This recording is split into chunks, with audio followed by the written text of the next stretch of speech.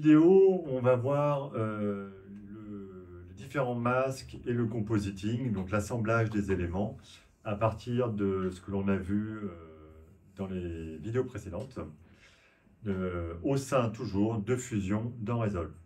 Donc, je vais reprendre un premier travail pré-mâché. Donc, on a ici un écran qui va être traqué. Je vais aller dans Fusion, Open in Fusion Page. On voit que l'écran est déjà traqué. Je vais masquer ça. Et puis, je vais rajouter la piste du dessous. Hop, excusez-moi. Tac. Donc, si je regarde cet élément, c'est bien la piste du dessous. C'est bien la V1. Alors, cet élément, bon, là, j'ai pas vraiment le besoin, mais toujours comme dans la vidéo sur la résolution, je mets un petit resize pour le reformater. Et je le rentre dans l'entrée. Donc, verte. Ici, je suis en corner positioning. Et j'ai mon compositing. Alors, l'idée, c'est d'essayer de récupérer la texture de la télé. Ok. Alors pour ça, on va utiliser les modes de fusion, ce qu'on appelle les modes de fusion. Alors je vais me remettre sur hop, un autre espace, clac, et je vais aller prendre ici un élément que je vais un gradient noir et blanc. Et ça, je vais le merge. Les modes de fusion se trouvent dans les merges. Donc, si je regarde mon merge, c'est le menu Apply Mode, d'accord? Et on retrouve les modes de fusion. Grosso modo, les modes de fusion sont réunis par catégorie. Donc, la première catégorie qu'on va souvent utiliser, c'est le Multiply, qui va donc prendre les valeurs noires et les laisser opaques. On voit que dans mon dégradé ici, le noir reste opaque et plus les valeurs sont blanches, plus elles sont transparentes. Ensuite, on va avoir le screen qui va faire strictement l'inverse, qui va prendre les valeurs opaques et qui va les rendre transparentes et les valeurs blanches qui va les laisser donc opaques. Et enfin, généralement, on a aussi un troisième mode qui est la troisième catégorie qui est l'overlay, qu'on voit un peu moins bien. Donc du coup, je vais en prendre un autre. Je vais prendre peut-être le hard light. Et là, on voit donc c'est donc les valeurs intermédiaires qui deviennent transparentes en laissant les valeurs sombres, noires et blanches opaques. Et donc, c'est comme ça que l'on va pouvoir récupérer la texture de la télé. Alors, clac, je retourne ici, je regarde donc mon tracker. Et on a vu aussi que le tracker, hein, effectivement, il permet de faire comment s'appelle, un merge. Donc dans le cadre du merge, ici j'ai donc toujours un apply mode et je vais pouvoir ici faire un screen pour récupérer. Donc screen normal. On récupère ici la texture de la télé. Alors, si on utilise le mode de compositing qui se trouve à l'intérieur du tracker, on a le résultat que propose le mode de compositing, hein, qui est une opération mathématique, et il n'y a aucun réglage ou dosage. Okay. Alors, si on veut aller un tout petit peu plus loin et pouvoir doser, on va donc externaliser le merge. D'accord? Donc, je passe le merge en foreground only. Et je vais donc créer ici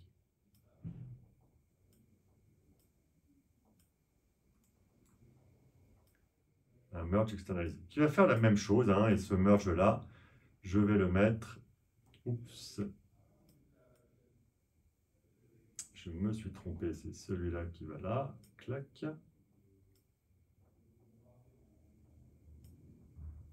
Celui-là, excusez-moi, je vais le mettre là-haut maintenant.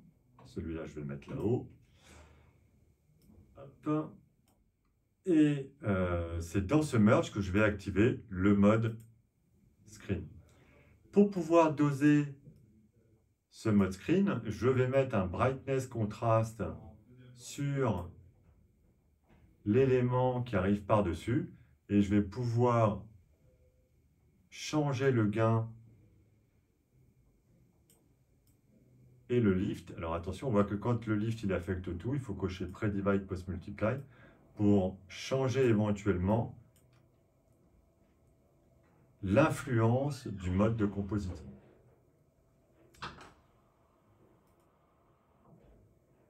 Ensuite, on va passer au masque. Et donc, je me retrouve sur cette partie de la timeline où il y a déjà une incrustation qui a été faite. Et on va essayer d'améliorer cette incrustation avec des masques. Donc, je me place dans la confusion où il y a déjà des choses qui ont été faites, notamment une incrustation avec un delta keyer qui est loin d'être parfaite. D'accord? On voit des problématiques dans le fond, il y a tout ce qui n'est pas sur le fond vert, et puis des problématiques sur le premier plan. Ok? Alors la première chose, c'est que n'importe quel élément a une entrée bleue, d'accord? Et une entrée bleue, c'est une entrée masque. Donc si je reprends ici mon media in, hop, voilà, là, je vais utiliser, je peux brancher sur cette entrée bleue un des outils masques qui sont directement présents dans la barre d'outils ou dans la palette d'effets ici, dans la catégorie masque. Ces nœuds sont des couches purement alpha, d'accord? C'est-à-dire qu'il n'y a qu'un seul canal. Donc là, je vais utiliser un polygone, et si j'utilise un polygone, alors je vais plutôt me mettre comme ça, si je fais quelque chose comme ça, hop. Alors, j'ai pas forcément envie. Hop. Clac. On va essayer de... Et ces éléments sont par défaut animés. Donc si je me place ici, si je redéforme un peu les éléments, donc c'est très pratique. Clac, hop, hop. Donc là, ce masque-là que j'ai créé à la main, en quelques secondes, va me permettre de définir la zone que je veux effacer. Donc si je regarde ici, on voit que le masque est animé. Si je le regarde dans le viewer, il est représenté en noir et blanc. Et donc si maintenant, je vais copier mon media in, juste pour... Si je branche mon masque sur le media in, et bien le masque va découper ou va générer la transparence. D'accord? Malheureusement, dans notre cas de l'incrustateur, c'est un bon exemple, si je l'utilise en amont de l'incrustateur, ça va donner des résultats bizarroïdes après à l'incruste. Donc on a envie de travailler au niveau de l'incrustateur ou après. D'accord? Alors on va essayer de travailler après l'incrustateur. Donc comment je peux utiliser ce même masque, d'accord, alors que l'incrustateur n'a pas réussi à enlever certaines parties. Donc pour ça, on utilise un nœud qui s'appelle le matte control. Et dans le matte control, donc ça marche même s'il n'y a pas d'incrustateur, hein, il a plusieurs entrées et on voit que le matte control, il a donc l'entrée verte qui est donc le foreground et on a un solid matte et un garbage matte, d'accord? Si je branche ici le masque que je viens de faire dans l'entrée garbage matte, on voit que mon personnage a disparu, donc ça a fait exactement l'inverse. Donc le garbage matte va jeter garbage tout ce qui est défini par l'intérieur du masque, d'accord? Donc là, j'ai deux possibilités. Soit j'inverse le masque qui va rentrer dans l'entrée garbage matte. Je ne vais pas faire ça. Je préfère aller dans le matte control et dans les réglages de l'entrée garbage matte, inverser l'entrée garbage matte. Et ça y est, grâce au masque, j'ai supprimé tout cela. J'ai aussi traqué le... excusez-moi, je vais remettre. J'ai aussi traqué le cadre, parce que si je regarde mon delta keyer, mon delta keyer, juste la couche alpha, j'ai des éléments semi-transparents au niveau du cadre. Et allez voir la vidéo sur le delta keyer. Je n'ai pas envie de pousser les potards trop loin, donc j'aimerais rajouter un masque pour définir que ces zones soient complètement opaques. D'accord? Alors, pour ça, on a effectivement la possibilité de redécouper par rapport à ce tracker exactement de la même manière. Mais le plus simple étant d'utiliser sur le delta keyer, sur n'importe quel keyer, on a aussi une entrée solid mat et aussi une entrée garbage mat. Et donc, on voit très bien que j'aurais pu ne pas utiliser un mat control et brancher directement ça sur l'entrée garbage mat. Alors pour être sûr, la petite astuce, c'est pour être sûr de brancher le masque sur la bonne entrée, d'accord? Surtout quand il y a au moins 5 entrées, c'est de faire un clic droit glissé et de relâcher au milieu du nœud cible et vous avez un menu qui apparaît avec toutes les entrées. Donc celui-là, je vais le mettre dans l'entrée garbage mat. Donc si je regarde ce qui se passe ici, rebelote, il m'a effacé mon perso principal. Donc dans le delta keyer, il va falloir que j'inverse aussi l'entrée garbage mat. Les réglages de l'entrée garbage mat du delta keyer se trouvent dans l'onglet masque.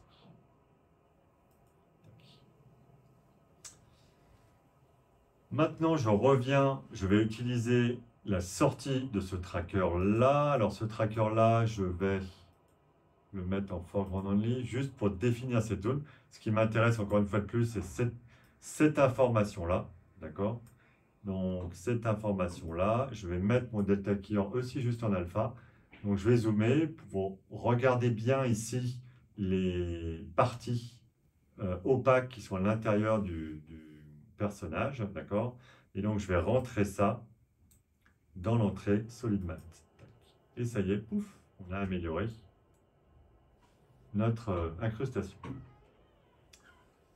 Dernière chose, sur cet exemple, on va pouvoir aussi utiliser du planar tracking en mode masque. Alors, je vous montre ça. Je vais le faire pour effacer une des croix. Donc, je mets un planar tracker. Je lui rentre l'élément. Vous allez voir, c'est très rapide. J'affiche. Je vais me mettre à mon keyframe, mon référence time, pardon, au premier. Et je vais traquer ma croix. Alors l'idée là est que la surface de track va devenir ultérieurement le masque. Donc la prendre plutôt déjà ajustée. Je vais traquer. Ok, et je veux utiliser cette surface de track pour effacer la croix, d'accord? Donc je vais remettre ici mon delta keyer en mode RGB. Et j'aimerais bien, alors je pense, c'est une croix que, peut-être qu'au début elle est encore là, mais puis après elle se fait effacer. Donc ici j'aimerais bien effacer avec ce planar tracker. Donc dans le planar tracker ici, il faut simplement changer l'output en mode masque. Et donc maintenant, le planar tracker sort ça. Il va falloir donc combiner le masque qui sort du planar tracker à ce polygone. Ok. Et pour ça, le mieux est de convertir ça en alpha pur. Si je regarde cet élément, c'est en fait ces 4 couches, le rouge, le vert, le bleu et l'alpha. Un dernier nœud, c'est le nœud bitmap. Oups, il s'est mis au mauvais endroit. Clac. Le nœud bitmap qui prend une image RGB et qui va la transformer en pur masque. Alors visuellement, on ne voit pas de différence, mais on passe de 4 couches RVB alpha à pur alpha. D'accord?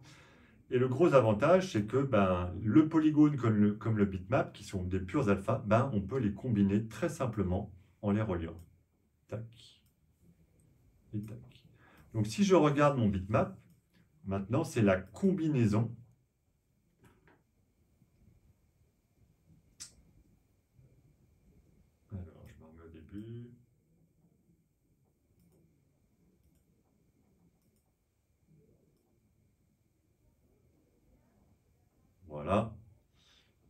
crois que même en alpha, ça marche. Ouais. On voit que c'est la combinaison des deux. Et donc, comme ça est... Ah, je me suis trompé, pardon. Hop. Je vais inverser ici, voilà, la combinaison des deux. Et du coup, dans mon delta killer, chose que j'avais fait, je vais enlever. Et du coup, ici, on voit le masque dans la partie gauche. Et on voit qu'il retire. Donc, je pourrais faire un deuxième planar tracker pour la deuxième croix, et ainsi de suite. Et donc, combiner les masques pour pouvoir améliorer les keys et les compositing. Dernier petit exemple. J'ai sur le kangourou, j'ai donc mon texte qui est traqué sur la queue du kangourou. Et maintenant, il a été déplacé et on voit que le texte est par-dessus la queue. Donc, rebelote ici, j'ai créé un Magic Mask sur la queue du kangourou. Et j'aimerais donc sortir, effacer le texte à l'endroit de la queue quand il bouge. Donc pareil, la mauvaise idée serait de brancher la sortie du Magic Mask sur le texte, puisque le texte ici, il n'a pas de mouvement. Il a du mouvement en sortie du tracker.